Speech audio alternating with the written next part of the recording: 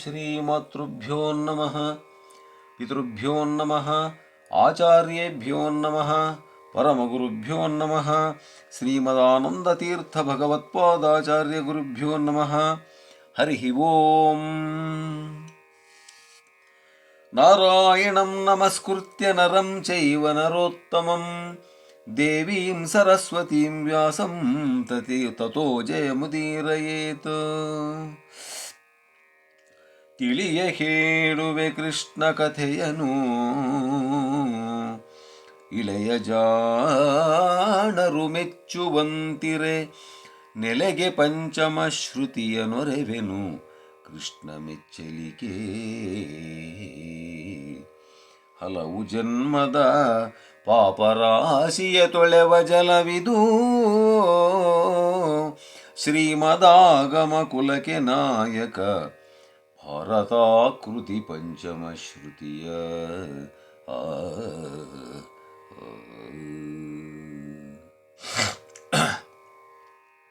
ನನ್ನ ಆತ್ಮೀಯ ಅಧ್ಯಾತ್ಮ ಬಂಧುಗಳೇ, ಕುಮಾರವ್ಯಾಸ ಭಾರತದ ಉದ್ಯೋಗ ಪರ್ವದ 8ನೆಯ ಸಂಧಿಯ ಸೂಚನೆ. ಶರಣದೇಹಿಕ ದೇವನೆಂಬಿ ಬಿರುದ ಮೆರೆಯಲು ರಾಯಭಾರವ ಧರಿಸಿ ಕೌರವನರ ಮನೆಗೆ ನಡೆತಂದನ ಸುರಾರಿ.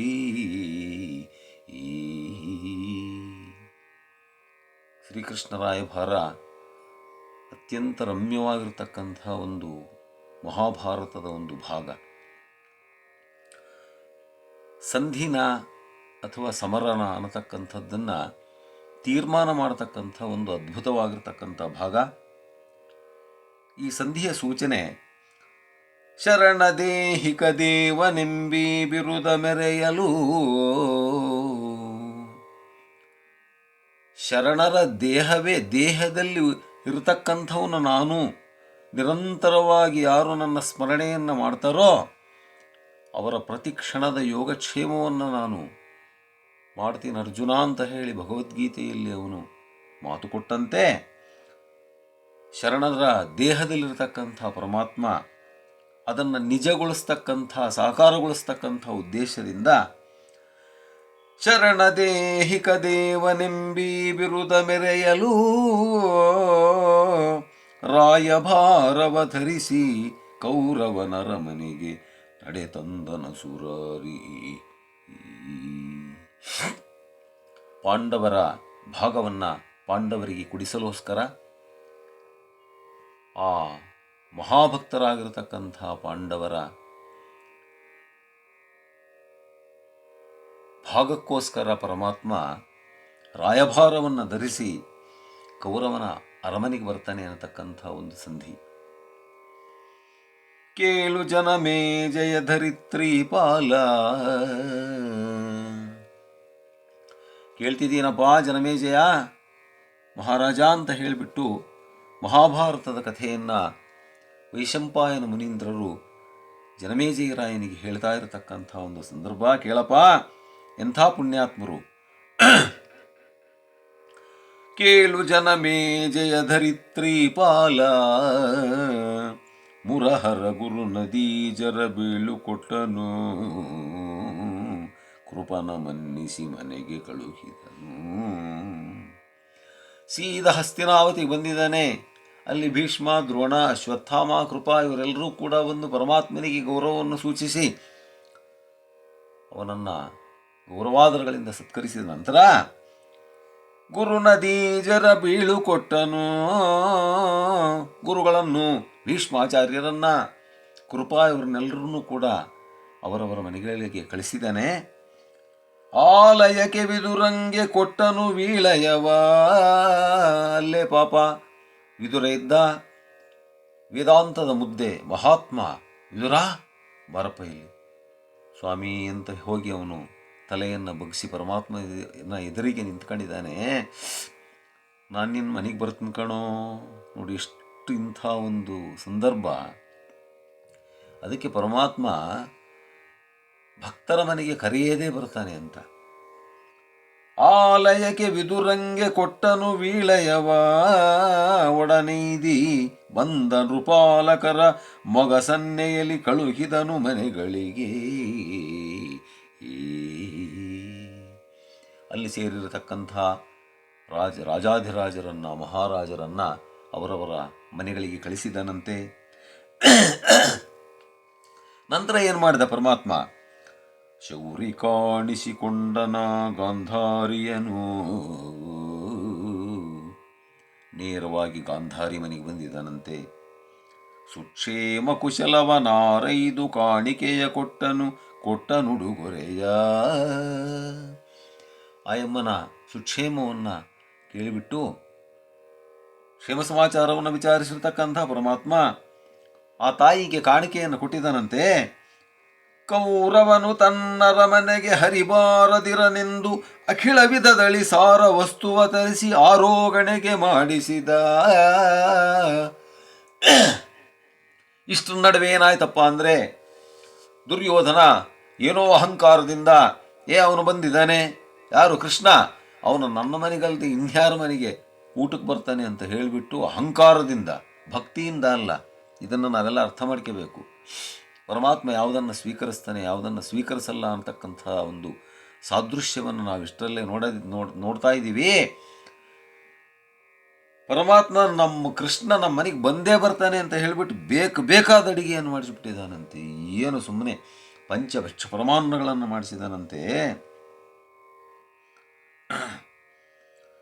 ತವಗೆ ಗಾಂಗೇಯ ಗುರು ಕೃಪ ರವಿಸುತಾದಿಗಳು ಅಸುರರಿ ಪುನಿಜ ಭವನ ಕೈತಹನೆಂದು ಸವೆದರು ಸಾರ ವಸ್ತುಗಳ. ಭೀಷ್ಮಾಚಾರ್ಯರು, ದ್ರೋಣಾಚಾರ್ಯರು, ಕೃಪಾಚಾರ್ಯರು ಮುಂತಾದವರೆಲ್ಲರೂ ಕೂಡ ಪರಮಾತ್ಮ ನಮ್ಮನೆಗೆ ಬರ್ತಾನೆ ಅಂತ ಹೇಳಿಬಿಟ್ಟು ಅವರು ಕೂಡ ಪಾಪ ಎಲ್ಲ ಸಿದ್ಧತೆಗಳನ್ನು, ಅಡುಗೆಯ ಜೊತೆಗೆ ಪ್ರತಿಯೊಂದು ಸಿದ್ಧತೆಯನ್ನು ಮಾಡ್ಕೊಂಡಿಟ್ಕೊಂಡಿದ್ದಾರಂತೆ. ಅವನಿಪನ ಬೀಳ್ಕೊಟ್ಟು, ದುರ್ಯೋಧನನನ್ನು ಬೀಳ್ಕೊಟ್ಟು ಅಂದರೆ ಅವನು ಬೀಳ್ಕೊಟ್ಟು ಅಂದರೆ ಹಿಂದೆ ಕಳಿಸ್ಲಿಲ್ಲ, ಅವನ ಮನೆ ಮುಂದೆ ಅವನು ದುರ್ಯೋಧನ ಆ ಮನೆ ಅಂಗಳದಲ್ಲಿ ಕುರ್ಚಿಯನ್ನು ಹಾಕ್ಕೊಂಡು ಕೂತ್ಕೊಂಡಿದ್ದಾನಂತೆ. ಕಾಲ ಮೇಲೆ ಕಾಲು ಹಾಕ್ಕೊಂಡು ಪರಮಾತ್ಮ ಬರ್ತಾ ಇನ್ನೇನು ಮೆಟ್ಲು ಹತ್ತಬೇಕು ಅಷ್ಟೊತ್ತಿಗೆ ಅವನ ದಾರಿ ತಿರುಗಿಬಿಟ್ಟ ಆ ಕಡೆಗೆ. ಅವನಿಪನ ಬೀಳ್ಕೊಟ್ಟು ಕೌರವನ ಅರಮನೆಗೆ ಭವನವನು ಹೊರವಂಟು. ಧೃತರಾಷ್ಟ್ರನನ್ನು ಬೀಳ್ಕೊಟ್ಟು, ಅಪ್ಪ ನಾನು ನಿನಗೆ ಆಮೇಲೆ ಆಶೀರ್ವಾದ ಮಾಡ್ತೇನೆ ಅಂತ ಹೇಳಿಬಿಟ್ಟು ಧೃತರಾಷ್ಟ್ರನನ್ನು ಬೀಳ್ಕೊಟ್ಟು ಕೌರವನ ಅರಮನೆಯ ಹೊರವಂಟು. ನೋಡ್ರಿ, ಇಲ್ಲಿ ಹೇಳ್ತಾನಂತೆ ಕುಮಾರವ್ಯಾಸ ಹೇಳ್ತಾನೆ, ವರ ಭಾಗವತ ಮಸ್ತಕ ರತ್ನ ವಿದುರನ ಮನೆಗೆ ನಡೆತಂದ.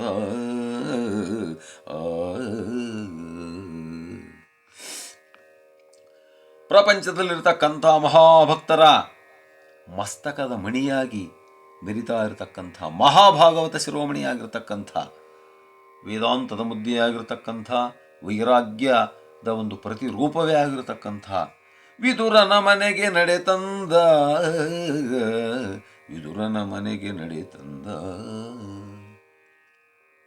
ಅವನಿಗೆ ಬೇಕಾಗಿರತಕ್ಕಂಥದ್ದು ಅಹಂಕಾರ ಅಲ್ಲ, ಭಕ್ತಿ ಅಂತಕ್ಕಂಥದ್ದನ್ನು ಇಲ್ಲಿ ಅವನು ನಿರೂಪಣೆ ಮಾಡಿ ತೋರಿಸ್ತಾ ಇದ್ದಾನಂತೆ. ಪರಮಾತ್ಮ ಬರ್ತಾ ಇದ್ದರೆ ಹಸ್ತಿನಾವತಿ ನಗರದಲ್ಲಿ ತೊಲಗಿದವು ಜನಮನದ ಬಲುಗತ್ತಲೆಗಳಿದಿರಲಿ ಕಂಡ ಜೀವರ ಹಲವು ಜನ್ಮಾಂತರದ ದುರಿತಾಂಬೋಧಿ ಬತ್ತಿದವೋ. ತೊಲಗಿದವು ಜನಮನದ ಬಲುಗತ್ತಲೆಗಳು, ಮನಸ್ಸು ನಿರ್ಮಲವಾಯಿತು. ಆ ಒಂದು ಪರಿಸರನೇ ಆ ರೀತಿಯಲ್ಲಿ ನೋಡಿದರೂ ಕೂಡ ಧನಾತ್ಮಕವಾಗಿರ್ತಕ್ಕಂಥ ಒಂದು ಪರಿಸ್ಥಿತಿ, ಪಾಸಿಟಿವ್ ಎನರ್ಜಿ. ಏಕೆಂದರೆ ಪರಮಾತ್ಮನೇ ಮಹಾತ್ಮರು ಬಂದರು ಅಂದರೆ ಅಂಥ ಒಂದು ವಾತಾವರಣ ನಿರ್ಮಾಣ ಆಗುತ್ತೆ. ಅಂದರೆ ಇನ್ನು 14 ಲೋಕದ ಒಡೆಯ ಬೀದಿಯಲ್ಲಿ ಬರ್ತಾ ಇದ್ದರೆ ತೊಲಗಿದವು ಜನಮನದ ಬಲುಗತ್ತಲೆಗಳು. ಯಾಕೆ? ಇದರಲ್ಲಿ ಕಂಡ ಜೀವರ ಹಲವು ಜನ್ಮಾಂತರದ ದುರಿತಾಂಬೋಧಿ ಬತ್ತಿದವು. ಎಷ್ಟೋ ಜನ್ಮಗಳಿಂದ ಮಾಡಿರ್ತಕ್ಕಂಥ ಮಹಾಪಾಪದ ರಾಶಿ ಆ ಪರಮಾತ್ಮನ ದರ್ಶನದಿಂದ ಸುಟ್ಟು ಬೂದಿ ಆಗ್ತಾ ಇದೆಯಂತೆ. ಎರಡು ಆಯ್ತಲ್ಲ. ಆಮೇಲೆ ಬಳಿಕ ಮುನಿಗಳು ಸಹಿತ ಕರುಣಾ ಜಲಧಿ ತಾನು, ಹಿಂದೆ ಋಷಿಗಳ ಸಮೂಹ ಬರ್ತಾ ಇದೆಯಂತೆ. ಆ ಕೌರವೇಂದ್ರನ ಹೊಲಲೊಳಗೆ ನಿಜ ಶರಣನಿಹ ಮನೆಗಾಗಿ ಬರುತ್ತಿದ್ದ. ಕೌರವೇಂದ್ರನ ಹೊಳಲೊಳಗೆ ನಿಜ ಶರಣನಿಹ ಮನೆಗಾಗಿ ಬರುತ್ತಿದ್ದ.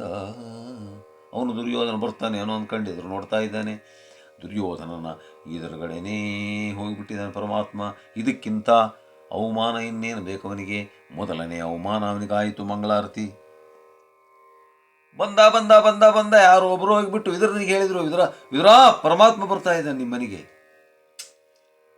ನಮ್ಮನಿಗೆ ಯಾರಾದರೂ ಒಬ್ಬರು ಸಾಮಾನ್ಯವಾದ ಮುಖ್ಯವಾಗಿರತಕ್ಕಂಥ ವ್ಯಕ್ತಿಗಳು ಇದ್ದಕ್ಕಿದ್ದಂಗೆ ಬಂದರೆ ಎಷ್ಟು ಸಂತೋಷ ಆಗುತ್ತೆ ರೀ.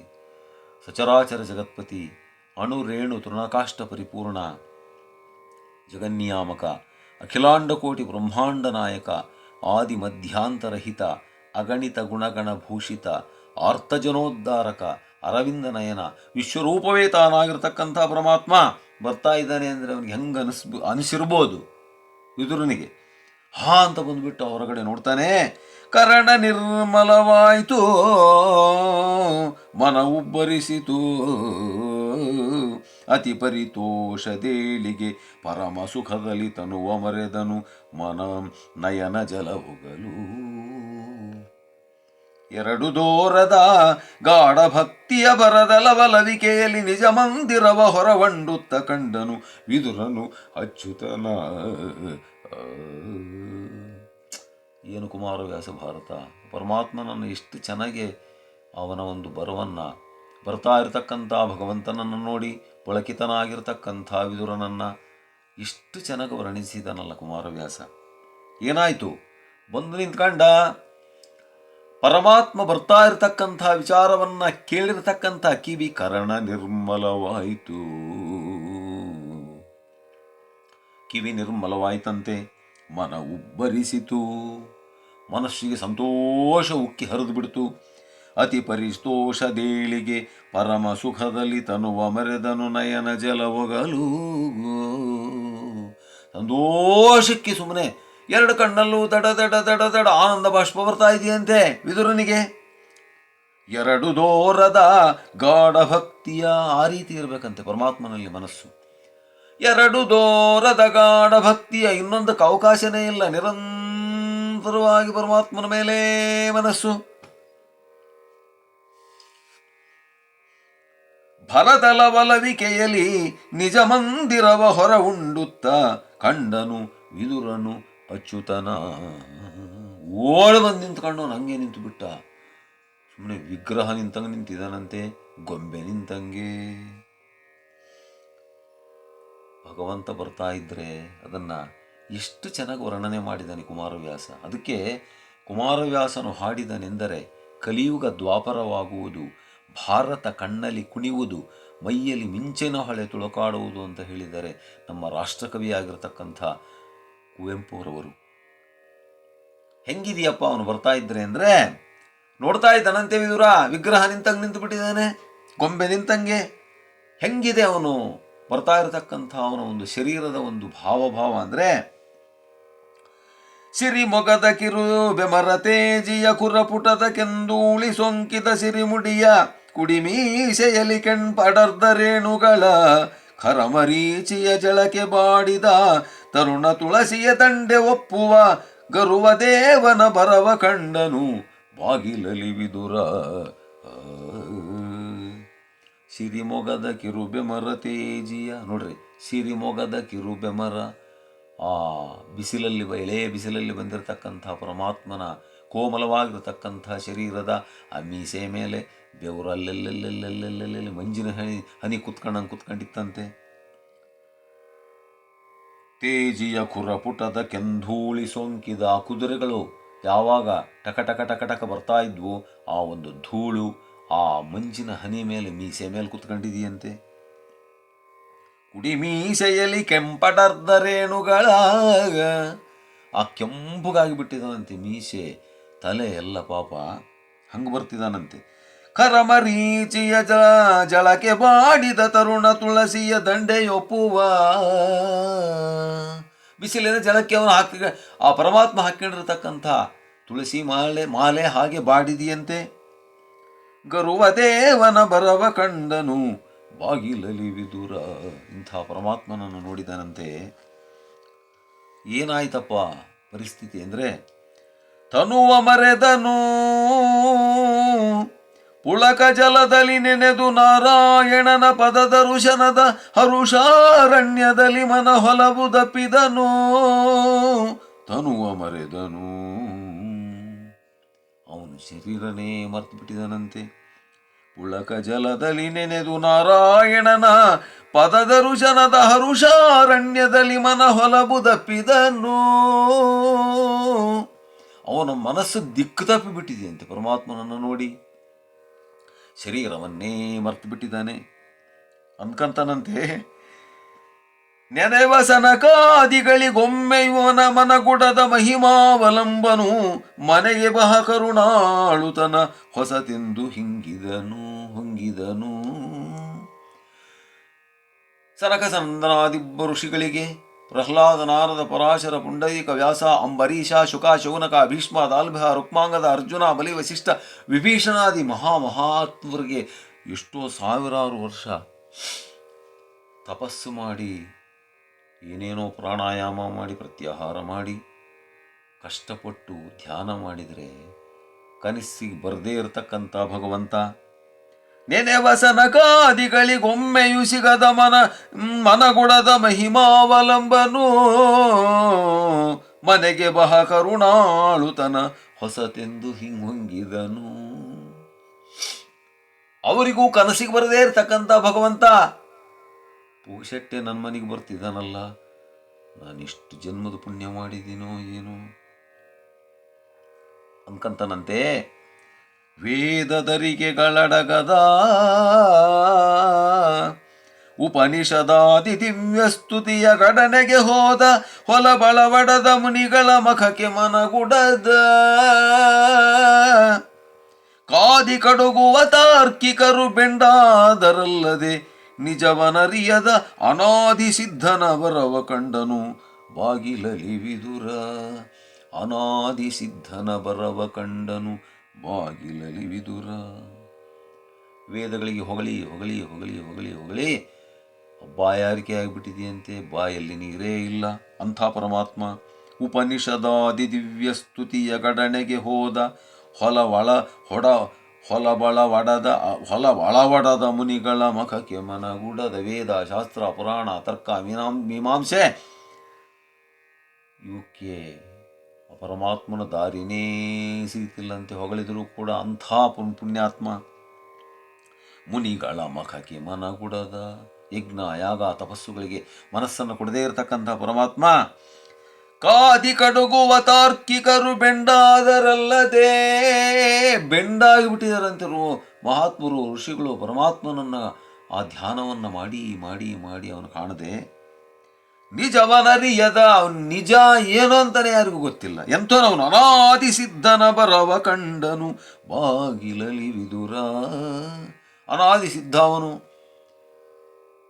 ಅಸಾಧ್ಯವಾಗಿರ್ತಕ್ಕಂಥವನು, ಆದಿ ಇಲ್ಲದೆ ಇರತಕ್ಕಂಥವನು, ಮಧ್ಯ ಇಲ್ಲದೆ ಇರತಕ್ಕಂಥವನು, ಅಂತ್ಯ ಇಲ್ಲದೆ ಇರತಕ್ಕಂಥವನು,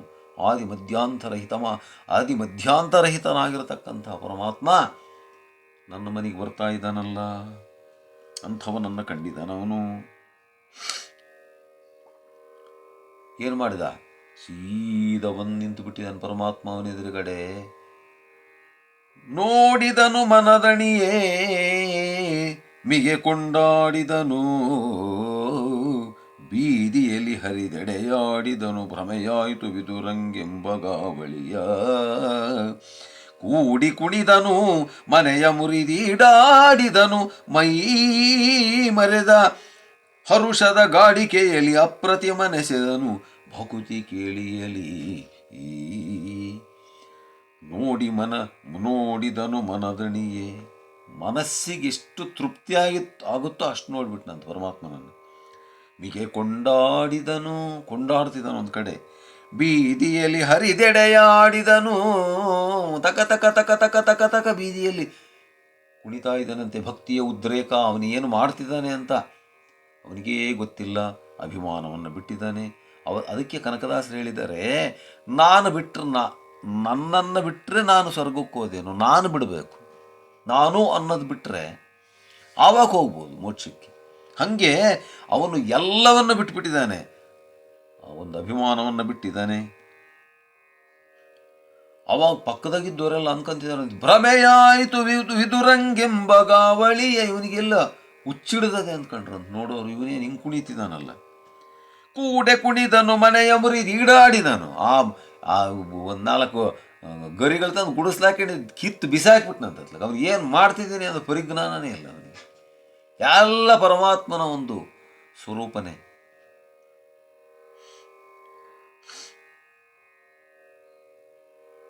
ಮೈ ಮರೆದ ಹರುಷದ ಗಾಡಿಕೆಯಲ್ಲಿ ಅಪ್ರತಿಮನೆಸೆದನು ಭಕುತಿ ಕೇಳಿಯಲಿ. ಅವನ ಮೈಯನ್ನೇ ಅವನು ಮರ್ತು ಬಿಟ್ಟಿದ್ದಾನೆ. ಅವಾಗ ಪರಮಾತ್ಮ ಹೇಳ್ತಾನೆ, ಸುಮ್ಮನೆ ನಿಂತಿದ್ದಾನೆ ವಿದುರ. ಭಗವಂತ ಹಿಂಗೆ ಮುಟ್ಟಿ ಮಾತಾಡಿಸ್ತಾನಂತೆ, ಏ ವಿದುರ, ಹಸಿದು ನಾವೈ ತಂದರಿ ಪರಿಮಸಕಿ ಕುಣಿದಾಡಿದೊಡೆ ಮೇಣಿ ವಸತಿಯನ್ನು ಉಸುಗಿದೆತ್ತಿ ಬಿಸುಟರೆ ತನಗೆ ತಣಿಬಹುದೇ. ಅಲ್ಲಯ್ಯ, ನಿನ್ನ ಮನೆಗೆ ನಾನು ಹಸದು ಬಂದರೆ, ನಿನ್ನ ವಸತಿನೇ ಎತ್ತು ಬಿಸಾಕಿದರೆ ಹಸುವು ತಣೀತದೇನೋ? ಹಸಿವು ವಸುಮತಿಯ ವಲ್ಲಭರುಮಿಗೆ ಪ್ರಾರ್ಥಿಸಿದೊಡೆ ಒಲ್ಲದೆ ಬಂದೆನೈ. ಎಂಥೆಂಥ ಭೀಷ್ಮ, ದ್ರೋಣ, ಅಶ್ವತ್ಥಾಮ, ಕೃಪಾ, ಕೃತವರ್ಮ ಮಹಾತ್ಮರು, ಜೊತೆಗೆ ಇವರು ವಸುಮತೀಶರು, ಮಹಾರಾಜರು, ದೇಶಾಧಿನಾಥರು, ಜೊತೆಗೆ ದುರ್ಯೋಧನ ಇಂಥವ್ರು ಬೇಡಿಕೊಂಡ್ರು ನಾನು ಅವ್ರ ಮನೆಗೆ ಹೋಗ್ದಂಗೆ ನಿನ್ನ ಮನೆಗೆ ಬಂದರೆ ಗುಡಿಸಲು ಕಿತ್ತು ಬಿಸಾಕಿದೆಯಲ್ಲ. ಅವರೆಲ್ಲ ನೋಡಿ ನಗಲ್ವೇ? ವಸುಮತಿಯ ವಲ್ಲಭರುಮಿಗೆ ಪ್ರಾರ್ಥಿಸಿದೊಡೆ ಒಲ್ಲದೆ ಬಂದೆ ನೈ, ನಾಚಿಸದಿರೈ ಬಾವಿದುರ ಎನ್ನುತ್ತ ಒಳ ಹೊಕ್ಕನು ಅಸುರಾರಿ. ಬಾರಪ್ಪ, ನನಗೆ ನಾಚಿಕೆ ಆಗುತ್ತೆ ನೋಡಲ್ಲೆಲ್ಲ ಜನ ಹೆಂಗೆ ನಗ್ತಿದ್ದಾರೆ, ನಡಿ ಒಳಗಡೆಗೆ ಹೋಗೋಣ ಅಂತ ಹೇಳಿಬಿಟ್ಟು ಅವನೇ ಮುಂಚೆ ಒಳಗಡೆಗೆ ಹೋಗಿದ್ದಾನಂತೆ. ಅವನ ಹಿಂದೆ ಇವನು ಬಂದಿದ್ದಾನೆ. ಏನಾಯ್ತಪ್ಪ ಅವನ ಪರಿಸ್ಥಿತಿ? ತಿರುಗೊಳಗೆ ಬಂದು ಹಂಗೆ ನಿಂತಿದ್ದಾನೆ. ನೆರೆಯ ಕೃತ್ಯ ಭಾವವ ಮರೆದು ಕಳೆದನು ಮನಮುರಾರಿಯ ನಿರುಕಿಗೊಂಡು ದುಃಖಗಳೊಡೆ ವೆಚ್ಚವು ಪದಾಬ್ಜದಲ್ಲಿ. ಏನು ಮಾಡಬೇಕು ಏನು ಮಾಡಬಾರ್ದು ಅನ್ನತಕ್ಕಂಥ ವಿಚಾರವನ್ನು ಮರೆತು ಬಿಟ್ಟು ಎಚ್ಚರಿಕೆನೇ ತಪ್ಪಿದಂಗಾಗ್ಬಿಟ್ಟು ಅವನು ಹಂಗೆ ಕಣ್ಣನ್ನು ದೃಷ್ಟಿಸಿ ಪರಮಾತ್ಮನ ಪಾದ ಕಮಲಗಳನ್ನು ನೋಡ್ತಾ ಇದ್ದಾನಂತೆ. ದೃಷ್ಟಿಸಿ ಅರಿವು ಮಯಣಾಮಯದ ಭಕ್ತಿಯೊಳೆರಗಿಸಿದ ಪುತ್ಥಳಿಯ ಬೋಲ್. ಏನು ಸುಮ್ಮನೆ ಒಂದು ಗೊಂಬೆ ನಿಂತಾಗ ನಿಂತು ಬಿಟ್ಟಿದ್ದಾನಂತೆ. ಕಡು ಬೆರಗ ಕೇಡಿಯ ಕೊಂಡು ಮೌನದೊಳಿದ್ದನು ಆ ವಿದುರ. ಮೌನವಾಗಿ ನಿಂತಿದ್ದಾನಂತೆ ಪರಮಾತ್ಮನ ಎದುರುಗಡೆ ತಲೆ ತಗ್ಗಿಸಿ. ಅಷ್ಟೊತ್ತಿಗೆ ಪಾಪ ಆ ತಾಯಿಯನ್ನು ಬಿಟ್ಟು ಹೋಗಿದ್ರು ಕುಂತಿದೇವಿಯನ್ನು. ಪಾಪ ಕೈಲಾಗಲ್ಲ ಅಂತ ಹೇಳಿಬಿಟ್ಟು, ವಯಸ್ಸಾದ ತಾಯಿ ಅಂತ ಹೇಳಿಬಿಟ್ಟು ಪಾಂಡವರು ವನವಾಸ ಮತ್ತು ಅಜ್ಞಾತವಾಸಕ್ಕೆ ಹೋಗಬೇಕಾದ್ರೆ ವಿದುರನ ಮನೆಗೆ ಆಯಮ್ಮನ ಬಿಟ್ಟಿದ್ರು. ಆವಾಗ ಆಯಮ್ಮ ಒಂದು ಸ್ವಲ್ಪ, ಅಲ್ಲಪ್ಪ ನನಗೆ ಹಸಿವಾಗ್ತಾ ಇದೆಯಪ್ಪ, ಕೊಡಯ್ಯ ಏನಾದರೂ ಅಂತ ಹೇಳಿದಾಗ, ಅಷ್ಟೊತ್ತಿಗೆ ಆಯಮ್ಮ ಇಲ್ಲೋ ಒಂದಿಷ್ಟು ಹಾಲಿಟ್ಟಿದ್ದೆ ಅಂತ ತಂದು ಕೊಟ್ಟರೆ ತಾಯಿ, ಯಾರೋ ಕುಂತಿ, ಒಲವರವೇ ಕೌತುಕವು ಪಣ್ಗಡಲೊಳಗೆ ಮಲಗುವ ವಿಷ್ಣು ವಿದುರನ ನಿಲಯದಲ್ಲಿ ಒಕ್ಕುಡಿತೆ ಹಾಲಲ್ಲಿ ಹಸಿವ ನೂಕಿದನು. ಬಹಳ ಆಶ್ಚರ್ಯ, ಒಂದೇ ತೊತ್ತು ಹಾಲಿನ ಕಡಲಿನಲ್ಲಿ ಮಲಗತಕ್ಕಂಥ ಪರಮಾತ್ಮ ಒಕ್ಕುಡಿತೆ ಹಾಲಲ್ಲಿ ಹಸಿವ ನೂಕಿದನು. ಒಲವರವೇ ಕೌತುಕವು, ಪರಮಾಶ್ಚರ್ಯ. ಒಂದೇ ಒಂದು ತೊಟ್ಟು ಬಾಯಲ್ಲಿ ಹಾಕ್ಕೊಂಡಿದ್ದಾನಂತೆ. ಆ ಲೋಟವನ್ನು ಎತ್ತಿಬಿಟ್ಟು ಒಂದು ತೊಟ್ಟು ಬಾಯಲ್ಲಿ ಬಿದ್ದರೆ ಅದನ್ನು ಕುಡಿದು ಬಿಟ್ಟು ಹೇವಂತ ತೇಗಿದಾನಂತೆ. ಹಸಿವನ್ನು ಕಳ್ಕೊಂಡಿದ್ದಾನಂತೆ. ಅವನಿಗೆ ಬೇಕಾಗಿರತಕ್ಕಂಥದ್ದು ಹಾಲಲ್ಲ, ಭಕ್ತಿಯ ಸುಧೆ. ಒಲವುಗೆಡಿಸಿದನ ಕಿಳನಿಗ ಮಂಗಳನು ತನ್ನರಿಕೆಯಲ್ಲಿ ಭಜಕಂಗೊಲಿದು ತಾನೈತರಲು ಕರುಣದ ಘನತೆಯೇನೆ ಲೋಕ.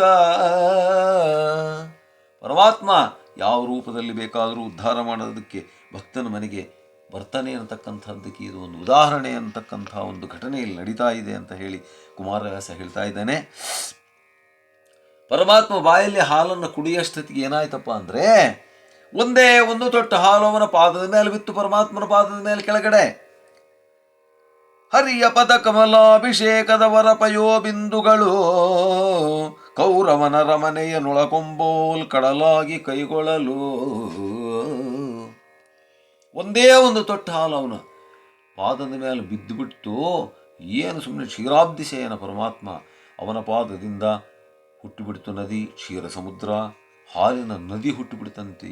ಏನು ಸುಮ್ಮನೆ ಎಲ್ಲಿ ನೋಡಿದರು ಹಸ್ತಿನಾವತಿ ಒಳಗೆ ಎಲ್ಲಿ ನೋಡಿದರು ಬರೀ ಹಾಲೆ. ಆ ಹಸ್ತಿನಾವತಿ ಏನು ಪುಣ್ಯ ಮಾಡಿತ್ತೋ, ಇವತ್ತಿನ ನಮ್ಮ ರಾಜಧಾನಿ ದೆಹಲಿನೇ ಹಸ್ತಿನಾವತಿ, ಅಲ್ಲಿ ಪರಮಾತ್ಮನು ಓಡಾಡಿರ್ತಕ್ಕಂಥ ಒಂದು ಜಾಗ ಅದು.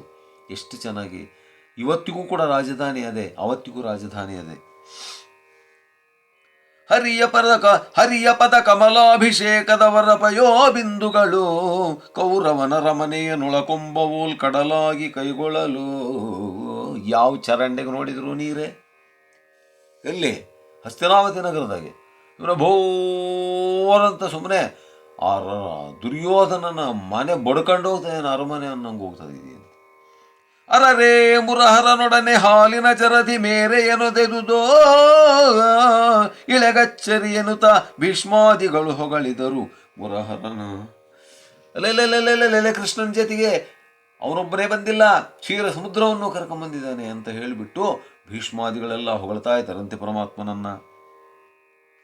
ಅಷ್ಟೊತ್ತಿಗೆ ತೊಲಗಿದ ಸುಬಂದಂತೆ ತರಣಿಯ ಹೊಳಹು ಸೊಂಕಿದ ಜಕ್ಕವಕ್ಕಿಯ ಬಳಗದಂತೆನೆ ಕೃಷ್ಣರಾಯನ ಭರವತ ಕೇಳ್ದು ಪುಳಕ ಪಸರಿಸಿ ಪರಮ ಹರುಷವ ತಳೆದು ದೇವನ ಕಾಣಿಕೆಯ ಕಂಗಳಿಗೆ ಕಡುಲೋಲಪತೆ ಮಿಗಿವು ಹರಿತಂದಳ ಕುಂತಿ ಪಾಯಂ ಕುಂತಿದೇವಿ ಓಡಿ ಬಂದ್ಬಿಟ್ಲಂತ ಪರಮಾತ್ಮ ಬಂದಿದ್ದಾನೆ ಅಂತ ಹೇಳಿಬಿಟ್ಟು.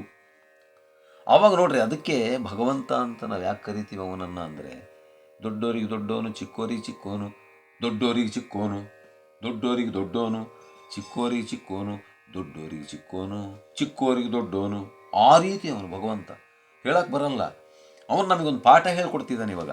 ಯಾವಾಗ ಕುಂತಿದೇವಿ ಒಳಗಡೆಗೆ ಬಂದ್ಲೋ, ಪರಲು ಕಂಡ ಸುರಾರಿ ಮಂಚದೊಳಿರದೆ ದಿಮ್ಮನೆ ನಿಂದು ನರರಾಚರಣೆಗಳ ನಾಟಕವ ತಾನೇ ನಟಿಸಿ ತೋರಿದನು.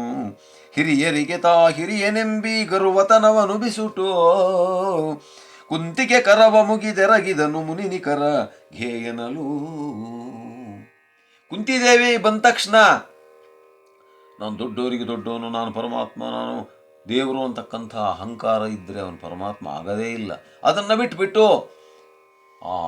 ನಮಗೆಲ್ಲ ಯಾವ ರೀತಿ ದೊಡ್ಡವರು ಬಂದರೆ ಗೌರವವನ್ನು ತೋರಿಸ್ಬೇಕು ಅಂತಕ್ಕಂಥದ್ದನ್ನು ತಿಳಿಸೋದಕ್ಕೆ ಅಂತ ಹೇಳಿಬಿಟ್ಟು ಓದಕ್ಕೆ ನಮಸ್ಕಾರ ಮಾಡಿಬಿಟ್ನಂತೆ.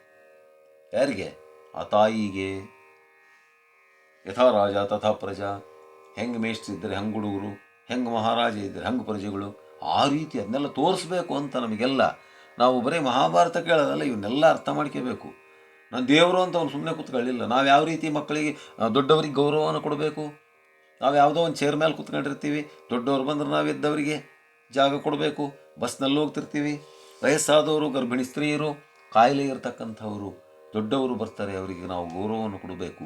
ಗುರು ಹಿರಿಯರಿಗೆ ಯಾವ ರೀತಿ ಗೌರವವನ್ನು ಕೊಡಬೇಕು ಅನ್ನತಕ್ಕಂಥದ್ದನ್ನು ಅವನು ಹಿರಿಯರಿಗೆ ತಾ ಹಿರಿಯನೆಂಬಿ ಗರುವತನವನು ಬಿಸುಟು ಕುಂತಿಗೆ ಕರವ ಮುಗಿದೆರಗಿದನು ಮುನಿನಿ ಕರಘೇಯನಲು. ಆ ತಾಯಿ ಕುಂತಿಗೆ ಕರವನ್ನು ಮುಗಿದು ಅವನು ಓದಕ್ಕೆ ನಮಸ್ಕಾರ ಮಾಡ್ತಿದ್ದಾನಂತೆ. ಏನು ಋಷಿಗಳು ಮುನಿಗಳು ಜಯಕಾರವನ್ನು ಹಾಕ್ತಾ ಇದ್ದಾರೆ. ಇನ್ನೆಂಥ ಪರಮಾತ್ಮ ಇದ್ದಾನೆ, ಇನ್ನೆಂಥ ಸೂಕ್ಷ್ಮ ಇದ್ದಾನೆ ಅಂದರೆ ಯಾವ ರೀತಿ ನಮಗೆಲ್ಲ ಪಾಠವನ್ನು ಕಳಿಸ್ತಾ ಇದ್ದಾನೆ ಅಂತಕ್ಕಂಥದ್ದನ್ನು ತೋರಿಸೋದಕ್ಕೋಸ್ಕರ ಅವರು ಭಗವಂತ ಇಷ್ಟು ಕೆಲಸ ಮಾಡಿದ್ನಲ್ಲ ಅಂತ ಹೇಳಿ ಅವರೆಲ್ಲರೂ ಕೂಡ ಸಂತೋಷವನ್ನು ಪಟ್ಟಿದ್ದಾರೆ. ಋಷಿಗಳು ಮುನಿಗಳು ಅಲ್ಲಿ ಸೇರಿರ್ತಕ್ಕಂಥವ್ರು ಅಂತಕ್ಕಂಥದ್ದನ್ನು ಹೇಳ್ತಾ ಈ ಸಂಧಿಯನ್ನು ಇಲ್ಲಿಗೆ ಮುಗಿಸೋಣ. ಈ ಸಂಧಿ ಮುಂದುವರಿಯುತ್ತೆ. ಬಹಳ ಅದ್ಭುತವಾಗಿರತಕ್ಕಂಥ ಸಂಧಿ ಯಾವುದು? ಶ್ರೀಕೃಷ್ಣರಾಯ ಭಾರ. ಓಂ ಶ್ರೀಕೃಷ್ಣಾರ್ಪಣಮಸ್ತು.